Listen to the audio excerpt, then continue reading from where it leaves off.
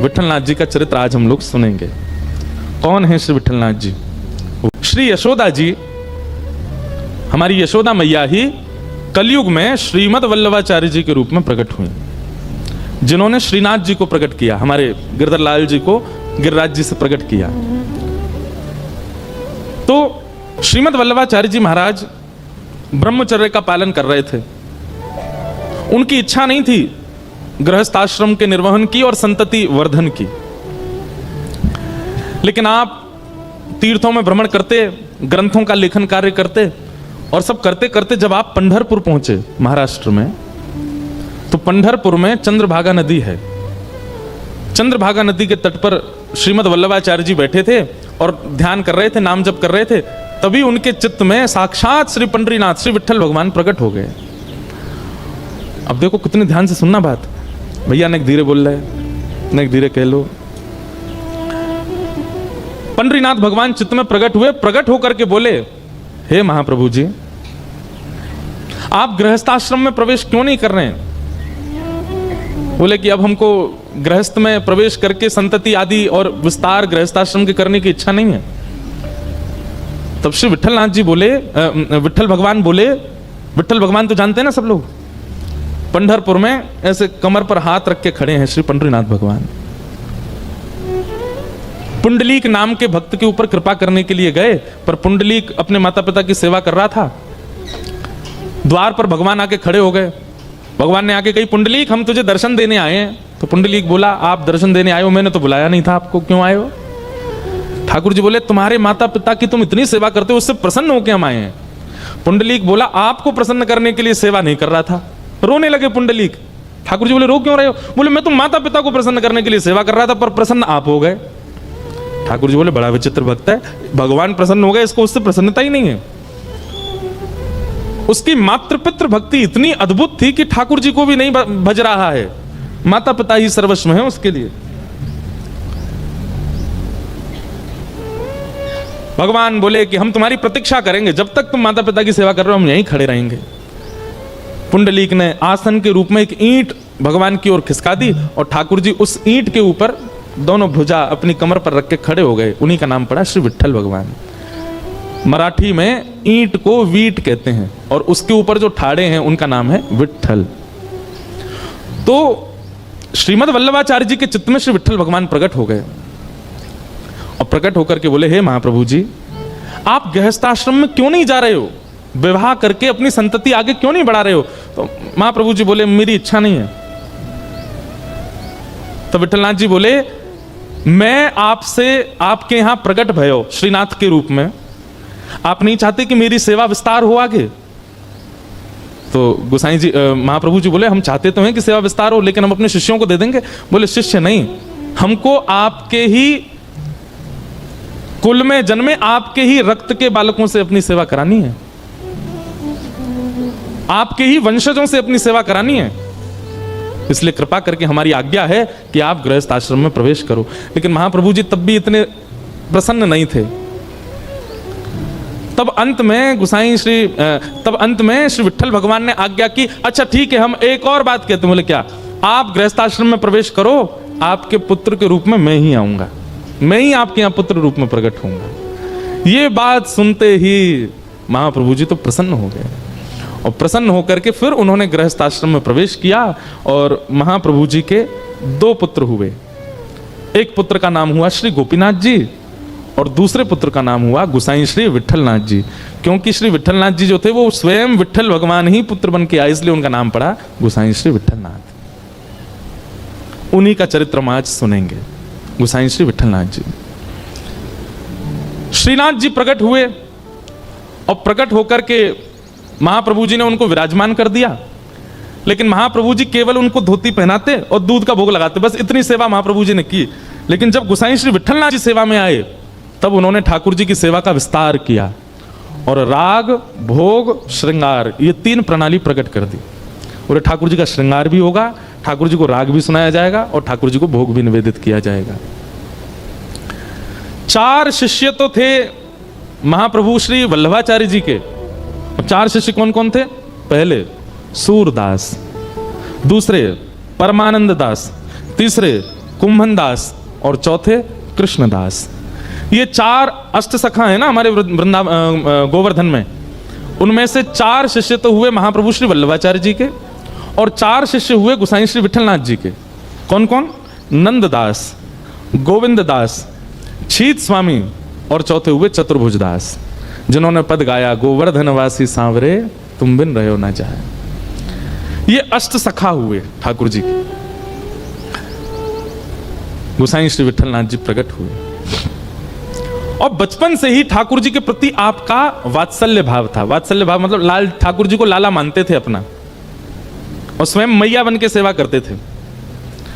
आज भी वल्लभ कुल में ऐसा नियम है कि जन्माष्टमी के दिन जो अर्चक है ना, जो ठाकुर जी की सेवा करते हैं, उनको चुनरी ओढ़नी पड़ती है सिर पे, और थोड़े बहुत आभूषण। ये हमको लाल जी की जन्मोत्सव पे हमारी मैया ने पहनायो। क्यों? बोले तुम लाला की सेवा करो, यशोदा हो तो यशोदा जैसो कछु तो भेष रखो। मेहंदी भी रचानी पड़ती है हाथों में। क्यों? यशोदा बन के ही ठाकुर जी की आरती करनी पड़ती, तभी वो आरती स्वीकार करते हैं। ये प्रणाली शुरू की श्रीमद श्री विठलनाथ जी ने। आप ठाकुर जी को लाला मानते थे अपना, और लाला मान के सेवा करते थे। ऐसी सेवा प्रारंभ भई कि एक बार आपने ठाकुर जी को दूध भोग पधराया, और जैसे ही दूध भोग पधराया, दूध भोग आते ही ठाकुर जी सबके सामने तो स्वरूप में रहते थे, लेकिन पर्दा लगते ही ठाकुर जी सचल हो जाते थे। सबके सामने ठाकुर जी ऐसे खड़े रहते, लेकिन जैसे ही पर्दा लगता सोई ठाकुर जी चलन लगते, बैठन लगते, उठन लगते, और तुरंत चल उठते बैठते नहीं, अपनी सैया से उतर के आते और गोसाई जी की गोद में बैठ जाते, और गोसाई जी गोद में बैठ के कहते अब मोए दूध को भोग लगाओ। तो गोसाई जी सोने की सुंदर पात्र से कटोरी में दूध भरते, और दूध भर के लाला को देते, लो Lal G P low. Thakur ji फूंक मारते, फिर गोसाई जी फूंक मारते। ठाकुर जी जैसे ही पीते, पी के मुंह बना लियो ठाकुर जी ने। गोसाई जी बोले जय जय कहा भे हो, आप मौका को बना रहे हो? अरे जा में इतनी मिश्री डाल दी है, मेरे सबरे होठ चिपक गए, बहुत मिश्री पड़ गई है, बहुत मीठा है गो है, मेरा मन नहीं कर रहा यार पीवे को। गोसाई जी विठलनाथ जी बोले अच्छा तो आप सेज पे विराजो, मैं अभी आऊं। अब बाहर खड़े दर्शनार्थियों को लगता है भीतर भगवान है और उनके अर्चक हैं, पर पर्दा लगते ही भीतर तो लाला और मैया जैसी लीला हो गए। ठाकुर जी को फिर उठाते हैं, सेज पर खड़ा करते हैं, ठाकुर जी फिर ऐसे खड़े हो जाते हैं सबके लिए, और जैसे पर्दा खुले ठाकुर जी ऐसे सब कहें जय हो गोवर्धननाथ की जय हो।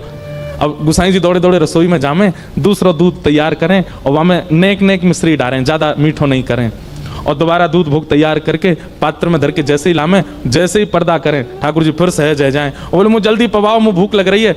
गोसाई जी बैठ जाएं, अपनी गोद में इत्र लगावें, फिर ठाकुर जी आके बैठें, कटोरी में भर के लो लाला पियो। अभी तातो है, तातो मतलब गर्म। ठाकुर जी कह रहे हैं अभी तातो है या ठंडो करो, फिर गोसाई जी उसमें फूंक मारते हैं, धीमे से ऐसे हाथ रख के, कहीं हमारे उच्छिष्ट नहीं हो जाए। फिर ठाकुर जी पीते हैं, फिर मुंह बना लें। गोसाई जी बोले जय जय अब कहा भयो?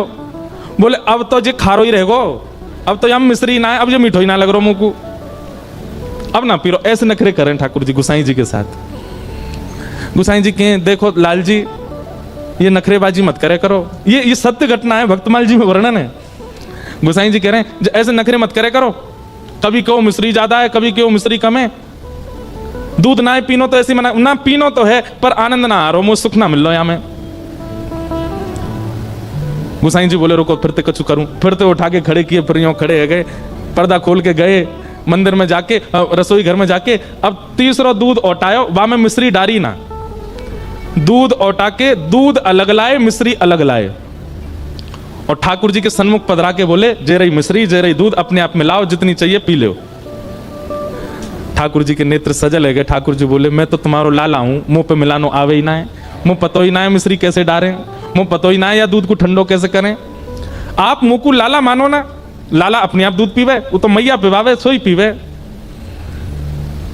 गोसाई जी बोले आज तुम्हारी दूध पीवे की इच्छा ही ना है, सही बात तो जे है, लेकिन लाल जी दूध ना पियोगे तो गाल सबरे पिचक जाएंगे तुम्हारे, पतरे दुबरे है जाओगे, नेक्स्ट तो पेट तुम्हारो बाहर निकल आओ, भीतर चलो जाएगो, ये गदमदरा से तुम्हारे हाथ है सबरे सूख जाएंगे, और जैसे ही तुम सूखे सूखे से है जाओगे, फिर किशोरी जी आपको रास में ना ले जाया करेंगे। सोई ठाकुर जी ने सबरो दूध लिया और लेके मुंह धर के पी गए।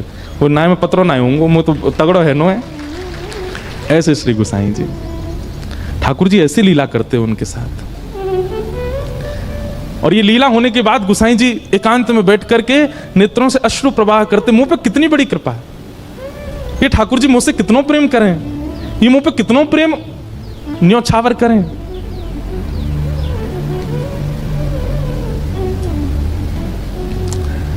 एक दिन गोसाई जी ठाकुर जी जैसे विराजते हैं ना, तो जहां विराजते हैं वहां पीछे जैसे हमने मसनद लगाई है, ऐसे ही ठाकुर जी की कमर पे टेक के लिए गोसाई जी ने एक गद्दी बनवाई।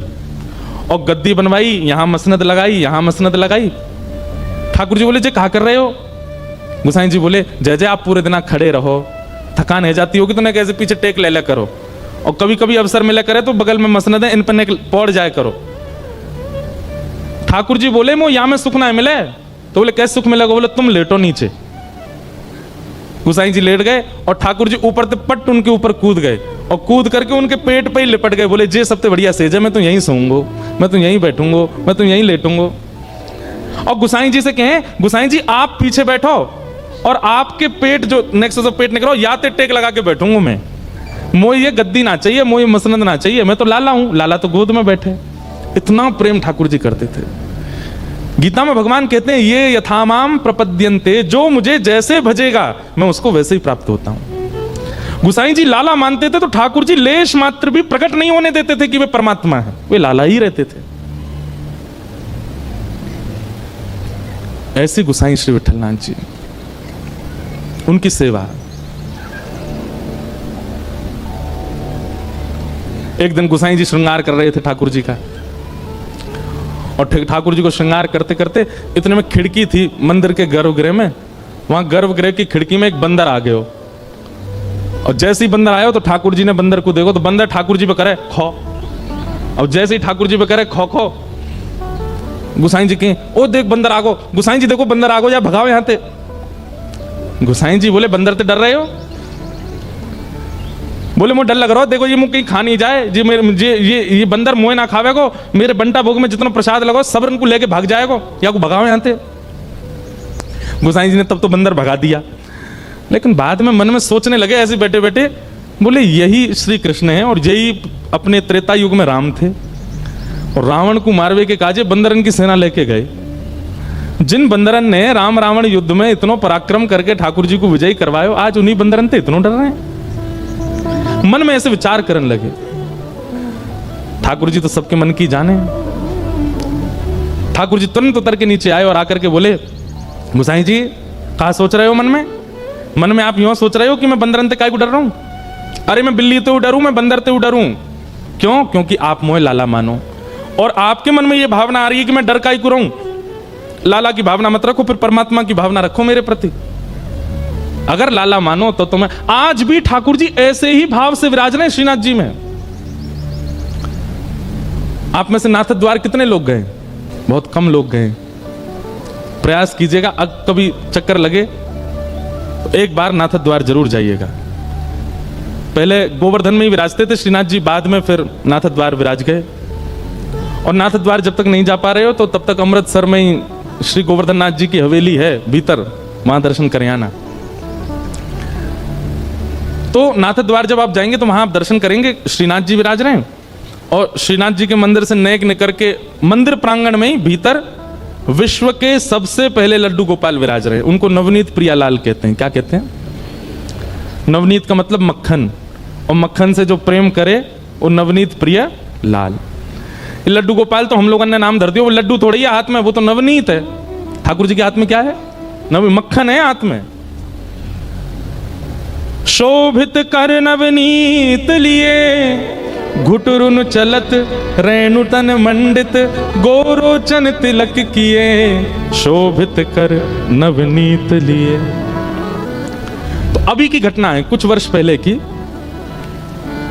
ठाकुर जी के भोग में एक नियम होता है कि मिष्ठान ठाकुर जी के सामने रखो। अगर आप थाली में भोग लगाते हो तो जो मीठी वस्तु है ना, वो ठाकुर जी की तरफ आगे होनी चाहिए। अब हम लोग तो थाली में भोग लगाते हैं, पर प्रणाली ऐसी है कि थाली में भोग नहीं, संपूर्ण सामग्री ठाकुर जी के आगे रखनी चाहिए। कड़ी बनी है, चावल बनी है, रोटी बनी है, साग बना है, सब भर भर के पात्र लेके जाओ और ठाकुर जी के सामने सब कुछ पधरा दो। मंदिरों में ऐसे भोग लगता है, सारी सामग्री ठाकुर जी के आगे धरते हैं, ठाकुर जी को जितना रुचि लगे उतना पावे। आपने 2 ही रोटी धरी ठाकुर जी के आगे, ठाकुर जी मधुमंगल श्रीदामा सब आ गए होंगे, ठाकुर जी कह रहे होंगे भैया नेक नेकी पहियो 2 ही धर के गए हो है, भूख तो ज्यादा लग रही है पर नेकी धर के गए हो है। तब आप जब थाली में 2 ही रोटी धरते हैं तो फिर मधुमंगल श्रीदामा तनसुका मनसुका ये सबरे सखा आते हैं ठाकुर जी के संग पानी, अकेले ठाकुर जी पाते नहीं, कभी नहीं पाते। या तो किशोरी जी और अष्ट सखियां आएंगी या फिर ठाकुर जी अपने सखान को बुलाएंगे, ठाकुर जी अकेले प्रसाद नहीं पाते। और आप धर के क्या गए हो, 2 ही रोटी, नेक्स्ट सी सब्जी। अच्छा, कई घरों में तो देखा इतनी सी चांदी की थाली में इतनी इतनी सी कटोरी। हमारे लाल जी छोटे हैं ना, छोटा सा मुख है, छोटी सी थाली, छोटी सी गिलास। कहीं ठाकुर जी ने आपको छोटा सा मान लिया ना, रोते रहोगे फिर अन्य के काजे। ठाकुर जी को भूख नहीं लगती, लेकिन आपका भाव यदि लाला का है उनके प्रति, सबरी सामग्री धरो सामने और सब सामग्री धर के ठाकुर जी तो कहो, हे लाल जी सबरे सखान को बुला लो, किशोरी जी को बुला लो, नंद रानी यशोदा नंद बाबा सबन को बुला लो, प्रेम से चकाचक पाओ। ऐसे भोग लगाओगे तो कहो देना महाराज कोई सामग्री ऐसी लगेगी धरी तो पूरी लेकिन आधी बची है, कहां गई, खा गए ठाकुर जी, पाली हो, कहो देना तो ऐसा अनुभव कराएंगे। तो ठाकुर जी के सन्मुख जहां ठाकुर जी विराजने उनके सन्मुख मिष्ठान, मिष्ठान के बाद नमकीन, नमकीन के बाद साग दाल कड़ी चावल रोटी, ऐसे भोग पधराना चाहिए ठाकुर जी के सन्मुख। तो नाथ द्वार में नवनीत प्रियालाल जी इतने से लड्डू गोपाल छोटे से, तो उनके सामने भोग पधराया गया, लेकिन जल्दीबाजी में कहा कियो मीठी सामग्री पीछे धर दई और कड़ी बिल्कुल सामने धर दई, जहां नवनीत प्रिया जी विराजते हैं सिंहासन पर बिल्कुल सामने कड़ी धर दई। और नवनीत प्रिया जी का नियम है, बहुत आनंद वाली कथा है उनकी, वो मंदिर में भोग नहीं लगाते, छोटे से गोपाल जी हैं, अपने सिंहासन पर बैठे, सिंहासन सहित रसोई घर में जाते हैं और रसोई घर में चूल्हा के बगल में बैठ के पाते हैं। क्यों? भावना ऐसी है कि बोले गोपाल जी हैं, गोपाल जी कोई टेबल पे बैठ के चौकी पे बैठ के थोड़ी पावे, वो तो यशोदा मैया के बगल में बैठे रहे, यशोदा मैया बनाती रहे पवाती रहे, लाला ले लाला मैं रोटी बना रही हूँ, बाबा का जी तू रोटी खातो रहे एक देर, यशोदा मैया चूल्हा पे प्रसाद बनावे और ठाकुर जी बैठे बैठे पावे। इस भाव से श्री ठाकुर जी रसोई घर में जाते हैं, वहीं प्रसाद भोग लगाते हैं। किसी की रसोई इतनी पवित्र हो तो वो ये लीला कर सकते हैं, इतना अवकाश है उनके पास कि वो घर में ही रहते हैं। तो ऐसी एक योजना बनाओ, ठाकुर जी को श्रृंगार मंदिर में, ठाकुर जी का बाल भोग मंदिर में, लेकिन राजभोग दोपहर का जो भोग होता है उसमें ऐसी सुंदर पूरे मार्ग पर गोबर को चौका लगाओ, ठाकुर जी को सिंहासन धीरे से उठाओ और रसोई घर में बढ़िया सुंदर गोबर के चौका लगा के वहीं विराजमान करो और वहीं ठाकुर जी के सामने प्रसादी बना करके फिर ठाकुर जी को पधराओ। सेवा तो बहुत विस्तार की है, लेकिन हम लोगों पर समय नहीं है। ऐसी सेवा अगर होने लग जाए ना गुसाई जी जैसी, तो इस कलयुग में आज भी ठाकुर जी बोलने लग जाएं, आज भी ठाकुर जी पाने लग जाएं। तो नवनीत प्रियालाल जी रसोई में गए, जल्दी जल्दी में सेवकों ने मिष्ठान तो पीछे धर दिया और कड़ी सामने पधरा दी, कच्चू रोटी ठाकुर जी के सामने बना करके सन्मुख पधरा दी और फिर सबरे जन प्रणाम करके फिर वहां से चले जाएं। अब अपने सखान को बुला लियो, लाल जी प्रेम से पाओ। और मंदिर वहां रसोई घर की किवाड़ बंद करके सब चले गए। थोड़ी देर बाद जैसे ही भीतर रसोई में प्रवेश किया तो क्या पाया, ठाकुर जी अपने सिंहासन पे हैं ही नहीं, सिंहासन पे लाल जी हैं ही नहीं। अब तुम्हारा झल्ला मच गया, ठाकुर जी कहां गए, नवनीत प्रियालाल कहां गए, सब जगह खोजो कहीं नहीं मिले। तब कोई वैष्णव ने आके कही, बोले भैया इस साग सब्जी में तो ना गिर गए कहीं, छोटे से लाला हैं। तो सबरी सामग्री पलट पलट के देखी, धीमे धीमे हाथ लगा के कि भाई लाल जी कहां, छोटे से गोपाल जी हैं। सबरी सामग्री उलट पलट करी, कहीं नहीं मिले। लेकिन जो सिंहासन के सन्मुख कड़ी इतनी बड़े पात्र में धरी थी, जैसे ही वाकू पलटो सुबह में नवनीत प्रियालाल जी मिल गए। तो जितने वहां पर रसोईया थे और आचार्य जन थे उनको लगे, ओहो लाल जी को कड़ी इतनी भाई खाई नहीं भाई, मैं कूद गए। बताओ कड़ी इतनी बढ़िया लगी कि वहां में नहा रहे हैं। और महाराज रसोईया ने कह दी, भैया आप सुनो, आगामी कछु दिना तक कड़ी को ही भोग लगाओ ठाकुर जी को, इतनी कड़ी बढ़िया लग रही ठाकुर जी को। अब तो हर दिन कड़ी बन रही है ठाकुर जी को, कड़ी और सामने कड़ी को ही भोग लगा रहे हैं। 5-6 दिन बीत गए। रात में जैसे सोए तो श्री छोटे से गोपाल जी रोते रोते उनके स्वप्न में आए। जय जय कहाँ गए हो, आप काई को रो रहे हो, लाल जी आप काई को रो रहे हो। छोटे से गोपाल जी बोले 5 दिन है गए मुँह कड़ी कड़ी पवाए जा रहे हो और कुछ बनाए ना रहे। तो गुसाई जी बोले, मुखिया जी बोले जय जय बाद ना आप कूद गए कड़ी में तो हमें लगी कड़ी बहुत बढ़िया लगे, हमारे कड़ी को भोग लगा रहे। ठाकुर जी बोले अरे कड़ी बढ़िया लगे या हमारे ना कूदो, तो वो तुमने खीर दूर धर दी, मैं तो भाई ले जा रहा हूँ, कड़ी बीच में आ गई तो भाई मैं गिर गो, मैं तो खीर पावे जा रहा हूं, कहा करूं इतनी बड़ी कुआ जैसी कड़ी बा में गिर गो मैं तो। मुखिया जी के नेत्र सजल हो गए, रात्रि में ही ठाकुर जी को प्रणाम किया, जय जय क्षमा कर दो। ऐसी लीला ठाकुर जी। ये लीला का विस्तार किसने किया? श्री गोसाई विठलनाथ जी। थोड़ा विस्तार तो बंधुओं करो। आप पति के लिए समय निकालते हैं, बच्चों के लिए समय निकालते हैं, प्रेमियों के लिए समय निकालते हैं, ठाकुर जी के लिए भी समय निकालो। नेक विस्तार तो उत्सव को, सेवा को करो, तभी ठाकुर जी अनुभव कराएंगे अपना।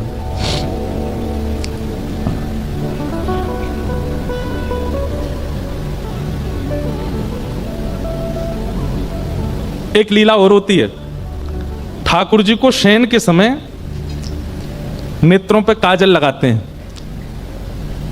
यहां धीमे धीमे काजल लगाओ और उंगली से लगाना, कोई सामग्री से नहीं। छोटे से ठाकुर जी हैं तो नेक नेक बिंदी धरा दो यहां रात्रि में शयन के समय।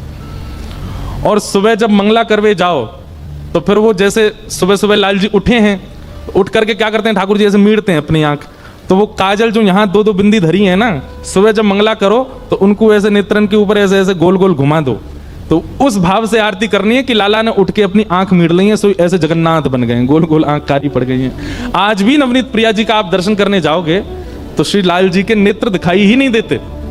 मैंने मुखिया जी से पूछा, मैंने मुखिया जी एक बात बताओ, ये लाला के नेत्र का क्यों ना दिखाई दें? बोले अरे रात में काजर लगाए और सुबह उठ के लाला ने आंख मीड़ ली, सबरी आंख दुबक गई ठाकुर जी की, या हमारे कारी कारी आंख है गई हैं।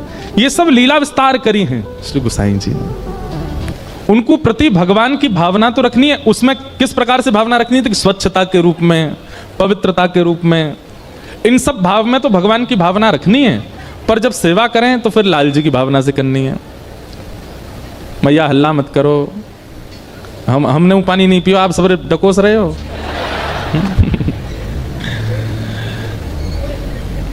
तो एक बार की एक अद्भुत लीला, हमारे भारत में एक रामायण के बहुत अच्छे वक्ता हुए श्री राजेश रामायणी जी महाराज, सशरीर तो अभी विराजमान नहीं है, पर उन्होंने इस लीला को एक बार सुनाया था। परंतु ये लीला मुख्य रूप से गोसाई श्री विठलनाथ जी की है। उन्होंने इस लीला को ऐसे सुनाया कि बरसाने के एक व्यापारी थे, उनकी कोई पुत्री नहीं थी, उन्होंने किशोरी जी को अपनी पुत्री माना। पर यह लीला ऐसे है, भक्तमाल जी में वर्णन है कि गोसाई श्री विठलनाथ जी के 7 पुत्र थे। कितने पुत्र थे? 7। और 7 पुत्रों के ब्याह हो गए तो कितनी बहू? 7 बहू। तो एक बार गोसाई श्री विठलनाथ जी ने एक चूड़ी पहनावे वारी से कही, हमारे घर चली जाओ, 7 बहू हैं, उनको चूड़ी पहनाया। लेकिन गोसाई श्री विठलनाथ जी ठाकुर जी को भी तो अपना लाला मानते हैं।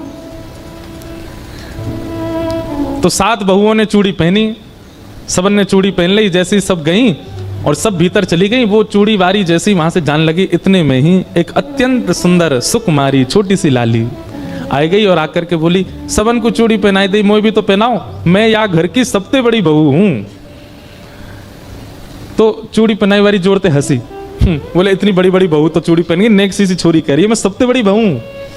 लेकिन उसकी रूप माधुरी को देख करके, उनके मुख की कांति को देख करके वो स्तब्ध रह गई। और वो मनहारिन बोली कि सही बताऊं लाली, तो मेरे चूड़ीन के सवरे भंडार में तुम्हारे हाथ में सुशोभित हो ऐसी कोई चूड़ी ना है। कभी कोई व्यापारी ऐसा कह नहीं सकता कि आप पर जचे ऐसी साड़ी मुझ पे नहीं, ऐसे वस्तु मुझ पे नहीं, ऐसे कपड़े मुझ पे नहीं। कोई व्यापारी कहता है ऐसा?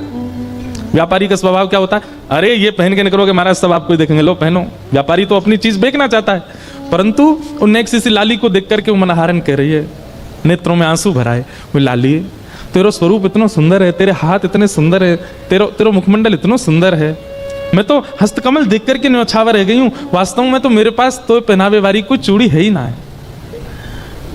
तो सामने बैठी नेक सी लाली को मुख उतर गए हो। सबरी बहुवन ने चूड़ी पहन ली, मैं घर की सबसे बड़ी बहू, मैं बिना चूड़ी के कैसे रहूं? तो मनहारन बोली, लाली तू दुखी मत हो, एक काम कर, जे ले, तो इनमें से जो अच्छी लग रही हो तो खुद ही चुन ले। और नन्ही सी किशोरी जी अपने हाथन से चूड़ी निकाल रही हैं, और निकाल के स्वयं नहीं पहननी, वाकू दे रही हैं, लो पहनाओ। और वाह के हाथ से सुंदर चूड़ी पहन करके और छमछम करती लाली चली गई। गुसाई जी ने कही, सबरो धन ले जाइयो मोते, जितनी चूड़ी पहनावे। मनहारन गई और जाके बोली, महाराज पैसा दो।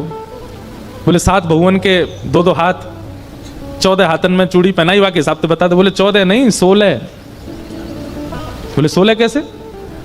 बोले 8 बहुवन को चूड़ी पहनाई, 7 तो बड़ी वरिष्ठ सी हट्टी टगड़ी, एक नेक सी और ही छोटी सी, वाकू भी चूड़ी पहनाई है।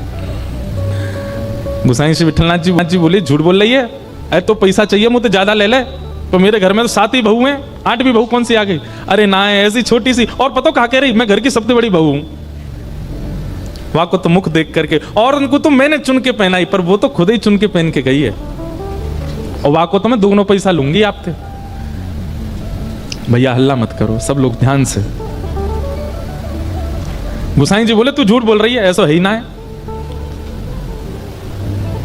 गुसाई जी बोले, रुक जा, मैं घर जाऊंगा, पहले सबरी बहुवन से बात करूंगा, फिर दूंगा तो पैसा।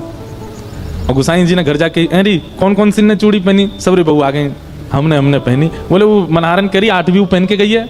8वीं कौन है? हम 7 ही हैं घर में। गुसाई जी बोले, वही तो मैं कह रहा हूं। आप ठाकुर जी का जैसे शयन कराने के लिए गए, और ठाकुर जी को शयन करा करके जैसे स्वयं शयन में गए, किशोरी जी रोती रोती आ गए। बोले, गुसाई जी आप 7 पुत्रन को अपनो मानो, 7 बहुवन को अपनो मानो, और तो और आप लाल जी को अपनो भी पुत्र मानो, पर मुंह को अपनो बहू ना मानो। गुसाई जी बोले, अरे श्री जी ऐसा क्या कह रही हो? बोले, आप ठाकुर जी के प्रति क्या भाव रखो? बोले, वो मेरे लाला हैं। तो बोले, वो तुम्हारे लाला हैं तो मैं तुम्हारी बहू ना भाई? बोले, नहीं श्री जी, आप तो मेरी बहू हैं। तो बोले, फिर आज जब मनहारन सबरी बहुवन को चूड़ी पहना, मैंने पहन ली, तो तुमने वाकू पैसा ही ना दियो? गुसाई जी के नेत्र सजल हो गए, तुरंत रोने लगे। बोले, अरे श्री जी मुझसे अपराध बन गए हो, मुझसे बहुत बड़ी भूल है गई, चूक है गई। श्री जी बात ऐसी है, मैं लाला को छोटो मानू ना, तो मेरे मन में ऐसा भाव है, अभी नेक्स्ट सो लाला या को ब्याह भयो नहीं, परंतु आप और ठाकुर जी छोटे बड़े नहीं, आप तो नित्य संग रहो, आप तो हमेशा संग रहो, आपकी कोई आयु थोड़ी है कि या आयु में ब्याह होगा, आप तो नित्य संग रहो। मेरे दिमाग से बात न कर गई, मुझे क्षमा कर दो श्री जी। ऐसे है ये लीला। वो गुसाई श्री विठलनाथ जी के साथ में ये लीला हुई थी। किशोरी जी इनकी पुत्रवधू के रूप में मनहारन से चूड़ी पहनवे आई। सोचिए, केवल ठाकुर जी के प्रति एक संबंध क्या बना लिया, तो किशोरी जी ने भी संबंध बना लियो, और सब सखान ने भी गुसाई जी से संबंध बना लियो, सबने गुसाई जी को अपना कुछ ना कुछ मान लिया। ठाकुर जी के जो लगते हैं उन सबके भी गुसाई जी संबंधी हो गए, और उनकी तो छोड़ो, किशोरी जी ने मान लियो। ऐसे गुसाई श्री विठलनाथ जी। अच्छा, गुसाई जी का एक नियम था, वो नित्य दीक्षा देते थे। उनका दीक्षा देने के पीछे अभिप्राय ये नहीं था कि मैं शिष्य बनाऊं, भाव ऐसी थी कि गुसाई श्री विठलनाथ जी जैसे ही गुरु मंत्र देते थे, जिसको गुरु मंत्र मिलता था, गुरु मंत्र मिलते ही उसके नेत्र बंद हो जाते और उसको ठाकुर जी के प्रत्यक्ष दर्शन होने लगते थे। तो उनकी भावना ऐसी थी कि मैं नित्य एक वैष्णव को तो ठाकुर जी के चरणों से जोड़ूं, उसके बाद ही जलपान करते थे, कुछ खाते थे। इसके पीछे उनकी भावना ऐसी नहीं थी बहुत चेला बनाने हमको, नित्य ब्रह्म संबंध करते थे। इसलिए गुसाई श्री विठलनाथ जी के बहुत शिष्य हैं। रत्नावती जी का चरित्र हम सुन रहे थे, वो भी गुसाई जी की शिष्या थी।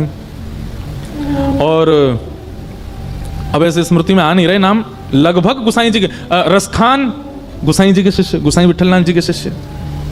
और ताज बेगम का चरित्र हमने 1-2 बार कहा है, आज किसी ने मुझे लिख के भी दिया, एक महाराज उनका पद गा दीजिएगा ताज बेगम का। अकबर की पत्नी थी ताज बेगम। उसने जब से ठाकुर जी को देखा, वो तो ऐसी बीमार पड़ने लगी कि सब वैद्यों ने आकर के उसका उपचार किया, लेकिन वो ठीक नहीं हुई।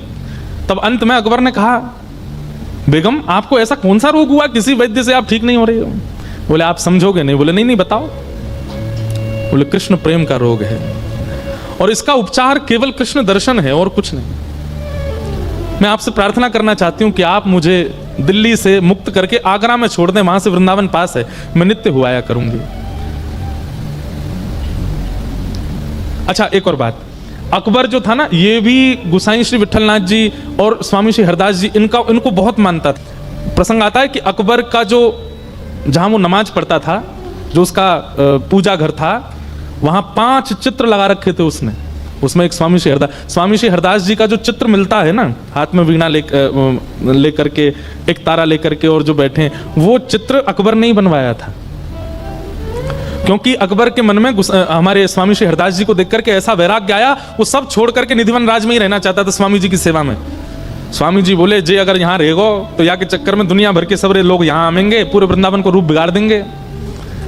तो स्वामी जी ने उसको आज्ञा की, भैया सुनो, तुम वृंदावन में मत रहो, तुम तो दिल्ली रहो, तुम तो राज शासन ही करो। तो वो बोला, स्वामी जी मैं आपके रूप को देखे बिना रह नहीं सकता।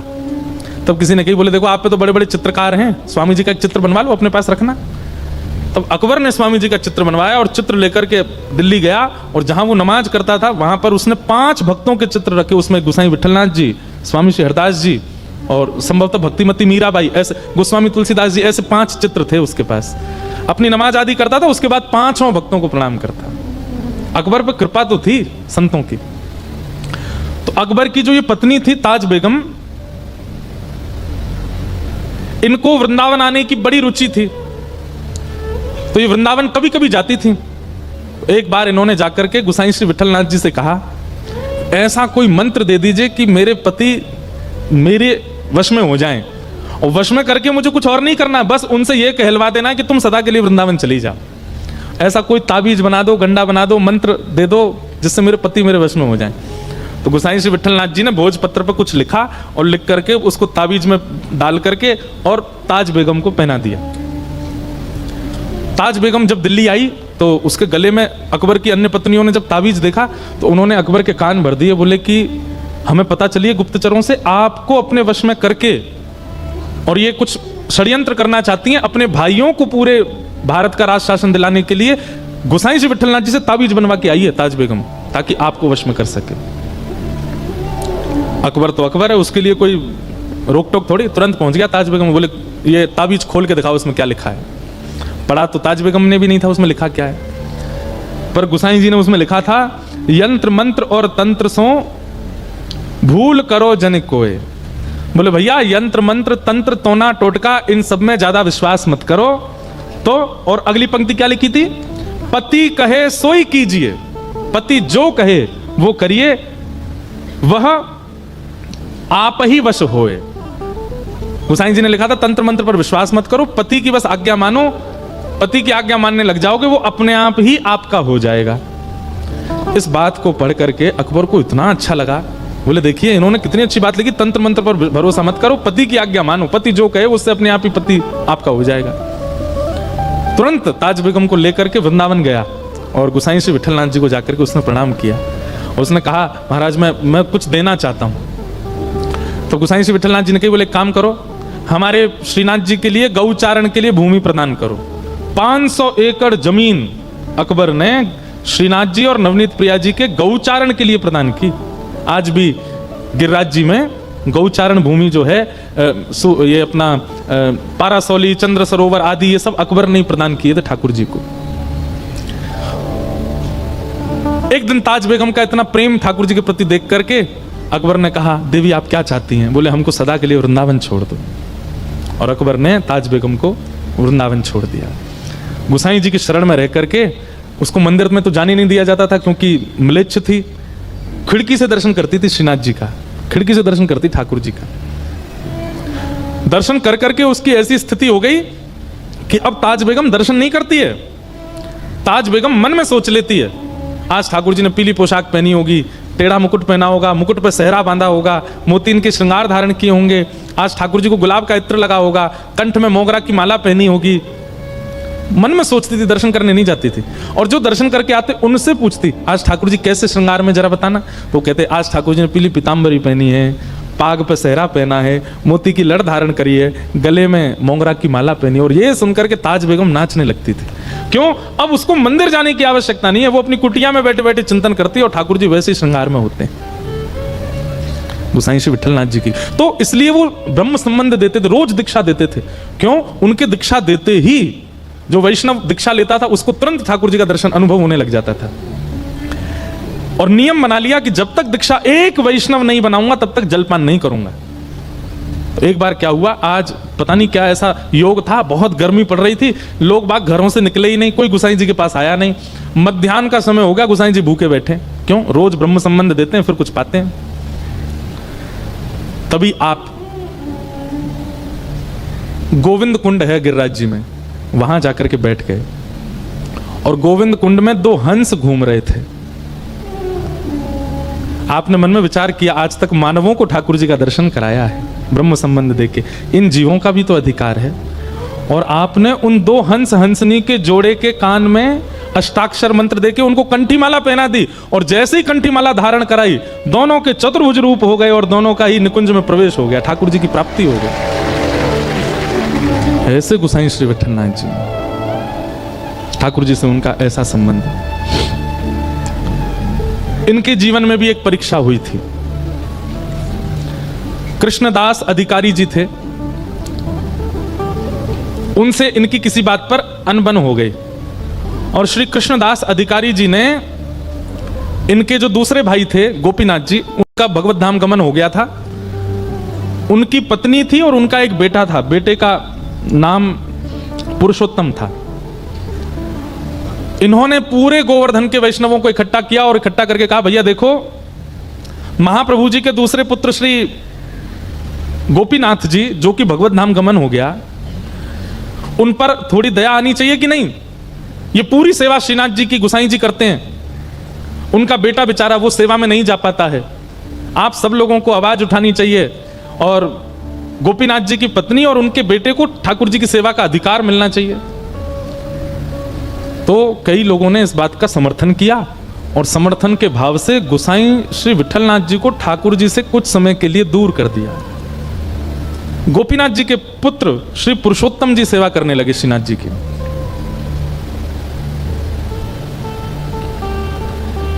सेवा से दूर किया, गोसाई श्री विठलनाथ जी उसमें राजी थे, कोई बात नहीं। लेकिन कृष्णदास अधिकारी जी ने यह नियम बना दिया कि आप मंदिर ही नहीं आओगे, ठाकुर जी का दर्शन भी नहीं करोगे। अच्छा, ये सब लीला श्रीनाथ जी ने ही प्रकट की थी। हमने एक बात कही ना, ठाकुर जी सीधो सीधो तो कछु चलन देंगे ही नहीं, कछु ना कछु परीक्षा तो सबकी कराते ही कराते हैं। ठाकुर जी पूरे विश्व को बताना चाहते हैं कि गोसाई जी का प्रेम कैसा है, इसलिए वियोग का ये एक नाट्य किया गया और कृष्णदास जी ने ठाकुर जी से गोसाई श्री विठलनाथ जी को दूर कर दिया। गोसाई श्री विठलनाथ जी गोवर्धन से थोड़ी दूर पारासौली में रहने लगे और आप नित्य अपनी कुटिया से निकल के आते और श्री गिरिराज पर्वत पर श्रीनाथ जी की जो ध्वजा थी उसी का ही दर्शन करते और दर्शन करके विरह व्याकुल होकर के वहीं बैठे रहते। बहुत सुंदर लीला है, ध्यान से सुनना। श्री विठलनाथ जी ठाकुर जी से दूर कर दिए। गोसाई जी दूर से ही ठाकुर जी की ध्वजा का दर्शन करते हैं। लेकिन ऐसा नहीं है कि विरह केवल भक्त को होता है, विरह ठाकुर जी को भी होता है। बात केवल इतनी है कि भक्त अपना विरह गा के सुना देता है, ठाकुर जी कैसे सुनाए? परंतु एकमात्र श्री गोसाई विठलनाथ जी हैं जिनके लिए ठाकुर जी ने अपना विरह प्रकट कर दिया। कैसे? श्रीनाथ जी में आज भी 100 पान का भोग रोज लगता है ठाकुर जी। कितने पान? 100 बीड़ा पाते हैं ठाकुर जी। कभी आप श्रीनाथ जी जाएंगे तो श्रीनाथ जी तो अभी 500 300 350 400 साल पहले चले गए नाथ द्वार, उससे पहले तो वृंदावन में ही सब लीला करते थे। आज भी आप देखोगे राजभोग के बाद मुखिया जी आएंगे और पान की बीड़ा ठाकुर जी से मुख से छुपाएंगे और फिर रखेंगे। कभी अगर प्रसादी में ठाकुर जी की बीड़ा मिलती है, एक बार को अन्य प्रसाद मिले तो सब में बांट दियो, पर बीड़ा मत बांटियो, बीड़ा तो स्वयं पाइयो। क्योंकि बीड़ा समझते ना, पान भोग एकमात्र बीड़ा भोग ऐसा है जो ठाकुर जी के अधर से छुपाया जाता है। बाकी की सब सामग्री सामने रखी जाती है, पर बीड़ा तो ठाकुर जी के अधर से स्पर्श कराया जाता है। और बीड़ा भोग ज्यादातर किशोरी जी का बीड़ा भोग ठाकुर जी पाते हैं और ठाकुर जी का बीड़ा भोग किशोरी जी पाती हैं, क्योंकि अधर स्पर्श होता है उसमें। तो श्रीनाथ जी को 100 पान का भोग लगता था। बहुत ध्यान से सुनना। तो एक रामदास भीतरिया करके सेवा करते थे श्रीनाथ जी के आसपास, पोंछा लगावे की सेवा, आरती सजावे की सेवा, आदि आदि सेवा। भीतरिया 2 सेवक होते हैं, एक होते हैं भीतरिया, एक होते हैं भारिया। भीतरिया वो जो गर्भगृह के अंदर जा सकते हैं, भारिया वो जो बाहर की सेवा करते हैं। तो रामदास भीतरिया जो थे ये गोसाई श्री विठलनाथ जी के शिष्य थे। ये जाते थे श्रीनाथ जी के मंदिर में सेवा करने, भीतर पहुंचा आदि करने। तो जब ये पहुंचा आदि करते थे तो श्रीनाथ जी खड़े खड़े इनको इशारा करते, ए सुन, ऐसे इशारे करते। अब ये कही आवाज कहां से आ रही है? फिर ठाकुर जी करें, अब ये ऊपर देखे ठाकुर जी को, ठाकुर जी ऐसे खड़े हैं, आसपास कोई है नहीं, भाई आवाज कौन करता है? एक बार तो घबरा गया, हुआ आ गो मंदिर में। लेकिन फिर ठाकुर जी ने इसको ऐसे बॉम मटका के इशारा किया। रामदास तो अरे अरे जय जय, आप बुला रहे हैं मुकु। ठाकुर जी ने फिर इसको प्रत्यक्ष, ठाकुर जी लीला सबके सामने नहीं करते हैं, परंतु रामदास के द्वारा गुसाई जी को संदेश भेजना है, इसलिए ठाकुर जी लीला कर रहे। जय जय, आप कछु आज्ञा कर रहे हैं? तो ठाकुर जी के बगल में जो मसनद रखी जाती है ना, उन पर ठाकुर जी के मुख पहुंचने का एक रूमाल रखा जाता है। ठाकुर जी ने ऐसे नजर घुमा के रूमाल की ओर इशारा किया। कोई था नहीं मंदिर में, 2-4 लोग दर्शन कर रहे थे। इसने धीमे से वो रूमाल उठाया और रूमाल खोल के देखा तो ठाकुर जी जो 100 पान खा, पीक निकलती थी, उस पीक से ठाकुर जी ने पत्र लिखा था गुसाई श्री विठलनाथ जी के लिए। और वो पत्र लिखा था, उसमें प्रथम ही ठाकुर जी ने लिखी है, रामदास पत्र मत पढ़ियो, ले जाके गुसाई जी को दे दे। रामदास के तो नेत्र सजल हो गए, ठाकुर जी लीला करते। और रोज रामदास क्या करता, 2 रूमाल रखता, एक तो वहां पधरा देता और एक वहां से उठा के जेब में धर के ले जाता और गुसाई जी के पास जाता। गुसाई जी, आज ठाकुर जी ने कृपा के, बोले हाँ प्रसाद भेजा होगा दे दो। नहीं प्रसाद नहीं, आज तो पत्र भेजा है। गुसाई जी ने जैसे ही वो रूमाल खोल करके देखा, ठाकुर जी ने अपनी पीक से जो पान की लाल लाल निकलती, वहां से ठाकुर जी ने पत्र लिखा। और उस पत्र में ठाकुर जी अपना प्रेम उद्गार प्रकट करते हैं। और क्या कहते हैं वो पंक्ति तो मुझे याद नहीं, पर ठाकुर जी ने पत्र लिख करके गुसाई जी से कहा, मेघ तो समय आने पे बरसेगो। मतलब मेघ तो समय आने पे बरसेगो। मेघ हमेशा नहीं बरसते, जब समय आता तब बरसता है। तो मानो गुसाई जी से कह रहे हैं, प्रतीक्षा करो, समय जल्दी आएगा जब मेरा प्रेम आप पे बरसेगा। तो गुसाई जी हैं। गुसाई जी ने एक पत्तल पर दूसरा पत्र लिखा और पत्र लिख करके रामदास से बोले जाओ ठाकुर जी को दे दो। और गुसाई जी ने क्या लिखा, बोले मेघ तो समय आने पे बरसेगा, पर चातक पक्षी जानते हैं नाम?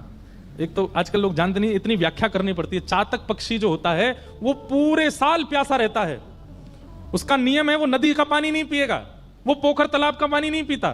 चातक पक्षी जो होता है वो पहली वर्षा होती है और उसका जब बिंदु गिरता है उसी का जल पीता है, उसको कहते हैं चातक। और चातक पक्षी का नियम होता है, वो चहकता कैसे है, प्यासा हूं प्यासा हूं। जो पहाड़ों में रहते हैं, हिमाचल के लोग होंगे, कश्मीर, उनको चातक पक्षी की आवाज आती होगी सुबह, प्यासा हूं, वो ऐसे ही बोलता है। तो ठाकुर जी ने पत्र लिख करके भेजा, मेघ तो समय आने पे बरसेगा। गुसाई जी ने पत्र लिख करके भेजा, मेघ तो समय आने पे बरसेगा, पर चातक अपनी पुकार क्यों छोड़े? चातक तो पुकारेगा। मेघ चाहे जब बरसे, पर चातक प्यासा हूं प्यासा हूं प्यासा हूं, ये तो गाएगा ना। श्याम घन कब बरसे गो आए, श्याम घन कब बरसे गो। हमारे भारत में हनुमान प्रसाद पोद्दार जी, पूज्य भाई जी, उनका ये पद है।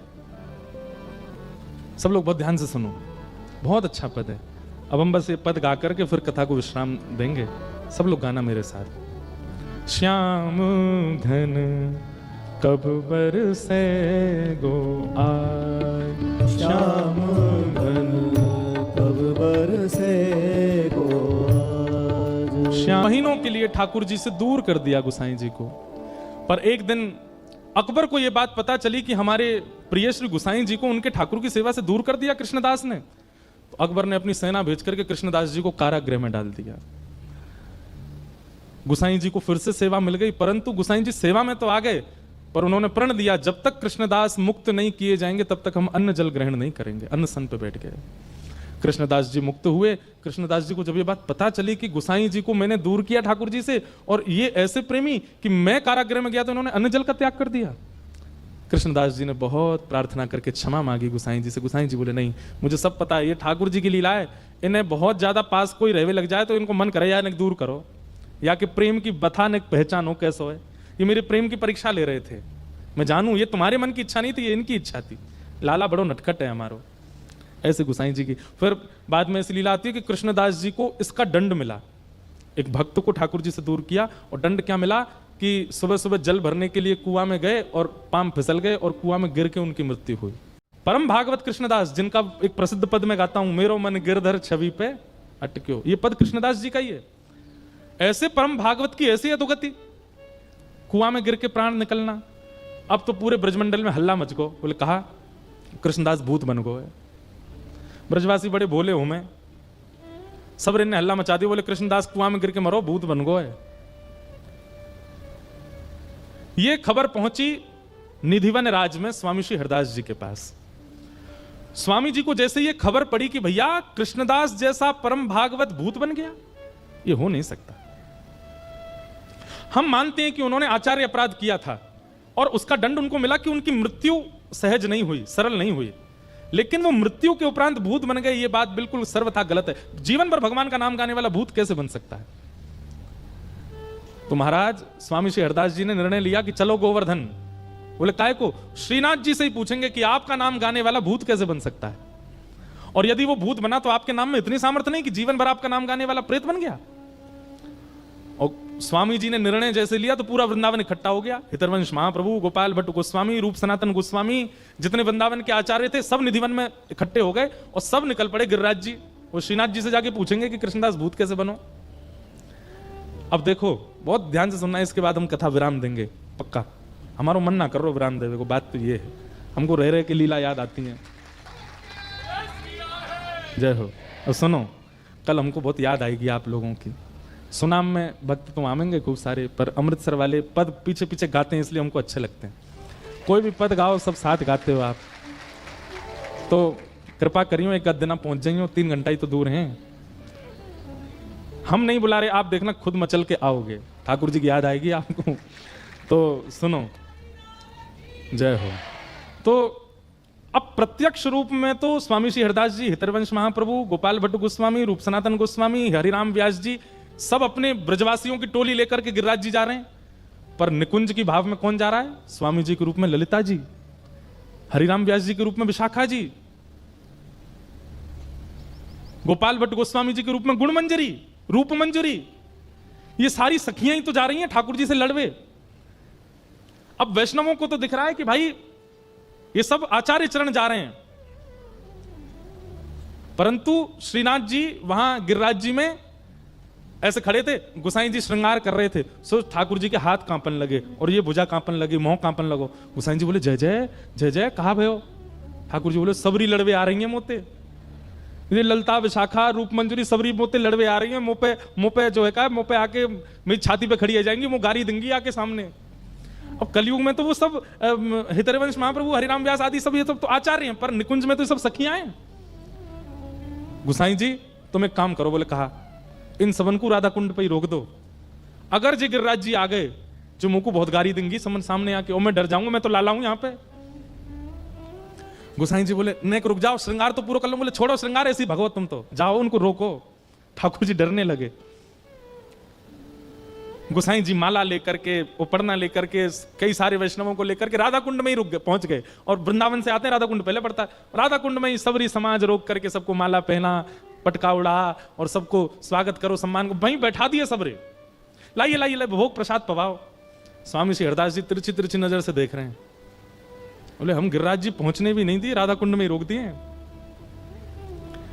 गोसाई जी सबको प्रणाम कर रहे थे। स्वामी श्री हरदास जी ने उनका कंधे पे हाथ रखा, बोले सुनो इधर आओ। इतनो डर गो लाला कि पजम्मा भी याद हो पहना के आयो, पूरा पहनाए हो ना है, धीमे धीमे खिसक रहो नीचे। गोसाई जी के नेत्र सजल हो गए। बोले आप वृंदावन से आ रहे हैं, आपको कैसे पता कि ठाकुर जी का श्रृंगार अधूरा है? बोले जाने ना है, निकुंज की सखी हैं हम, ललिता हैं, वो तो जीवन पे कृपा करवे स्वामी जी के रूप में आई हैं, पर हैं तो ललिता। और सुनो, हाँ भाई कोई प्रसाद नहीं पावेगा राधा कुंड में, अब तो वही की छाती बैठ के पावेंगे, चलो वहीं गिरिराज जी। गोसाई जी बोले जय जय, लाला छोटा सा डर जाएगा। बोले कोई डर, कृष्णदास भूत कैसे बनो ये बता।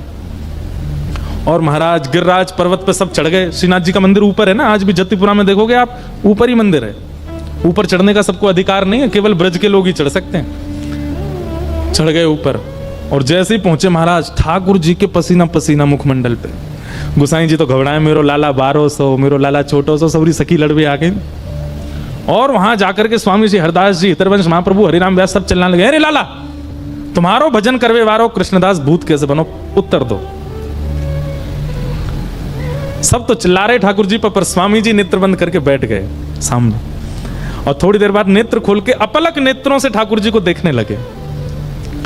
और तुरंत स्वामी जी ने घोषणा की, भैया ये खबर झूठी है, कृष्णदास भूत नहीं बने। ठाकुर जी ने अभी अभी मुंह को बताई है, कृष्णदास भूत नहीं बने। उनकी अधोगति, मृत्यु उनकी सहज नहीं हुई, क्योंकि उन्होंने एक वैष्णव अपराध किया, गोसाई जी को ठाकुर जी की सेवा से दूर किया, परंतु वो प्रेत नहीं बने। तो सब लोग कहने लगे, भैया पूरे ब्रजमंडल को ये बात कौन बताएगा, जाने प्रमाण हो वही तो बता सके। इतने में ही एक गाय चरावे वालों ग्वारिया दौड़ो दौड़ो आयो और आकर के बोलो, अरे महाराज भैया आज सवेरे में गैया चरावे गयो, और मैं गैया चरावे जैसी गयो, मुंह को वहां कृष्णदास जी मिले, और कृष्णदास जी से मैंने की, बाबा तुम तो भूत बन गए हो। तो बोले, अरे ना है जे सबरे ब्रजवासी भोरे भारे इन्हें झूठ फैला दिए, मैं भूत बन गो, मैं तो ठाकुर जी की नित्य निकुंज लीला को एक सखा बन गऊ। अभी तक तो बाहर सेवा कर रहा, अब ठाकुर जी ने निकुंज में मुंह को ले लियो है, भैया मैं तू को बतावे आया हूँ, सबन को जाके बता दे मैं भूत ना बनो, मैं तो ठाकुर जी की नित्य निकुंज को एक सखा बन गऊ। तब पूरे ब्रजमंडल को इकट्ठा करके ये बात घोषणा की गई, भैया ये खबर झूठी है, कृष्णदास जी भूत नहीं बने हैं। गोसाई जी के पास जाके स्वामी श्री हरदास जी बोले, या मारे आए हम गिरिराज जी, अगर हम नहीं आते तो ये बात फैली ही रहती कि कृष्णदास जी भूत बने, हमारे भय के कारण। और धीमे से कान में कह गए, भूत बन भी गए होगा तो हमारे कारण भूत योनि ते निवृत्त है के सखी योनि में चलो, ठाकुर जी की नित्य लीला में प्रवेश करो, या मारे आए हम गिरिराज जी। ऐसी मधुर लीला श्री गोवर्धन में हुई। ऐसे श्री गोसाई विठलनाथ जी को हम प्रणाम करते हैं, वंदन करते हैं, नमन करते हैं। बोलो वृंदावन बिहारी लाल की जय, श्री राधारमण लाल की, श्रीनाथ प्यारे की जय, सब संतन की, हरिहर मिलन महोत्सव की जय, जय श्री राधे।